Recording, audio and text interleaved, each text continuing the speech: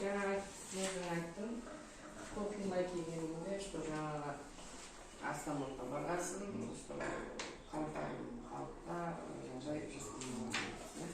Сонда қай жағынан қалай сен сол жерде халықты шақырып жатқан, не жасау керек екенін зерттедің? Барғанды көрдім. Не істеу керек?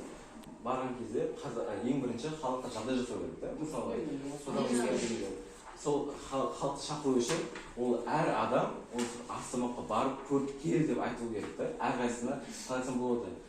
Орысша айтсаң рекламировать ету керек. Жарнама жасау керек. Сол жарнама жасай арқылы ол қызығыш танытады ғой бірден. Мысалы Астаматта осындай бейнесі бар, сен көрдің бе деп осы мысалы бейнесін көрсетсең, ол адам әрине қызығушылық танытып ол жаққа барғысы келеді. Және ол жерде және бір қызығушылық арттырушы не бар сол Астаматта? Что не бар? Любое он қызығып барады.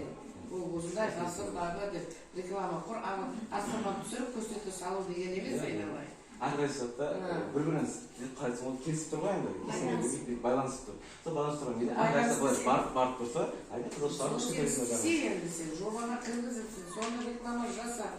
Мысалы, даже өзіміздің жергілікті осы Шымкенттегі мен айтамын 100% отырар. Сен өзің қазір білмейсің. Атадан білем ме сол отырар бар екен?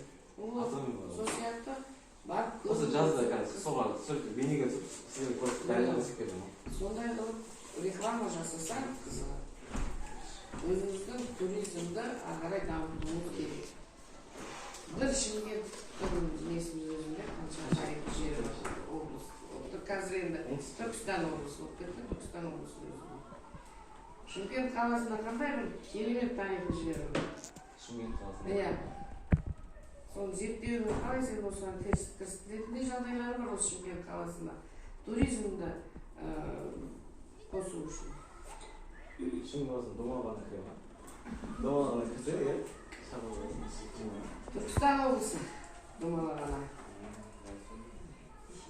Айдап түсірмей қойшы.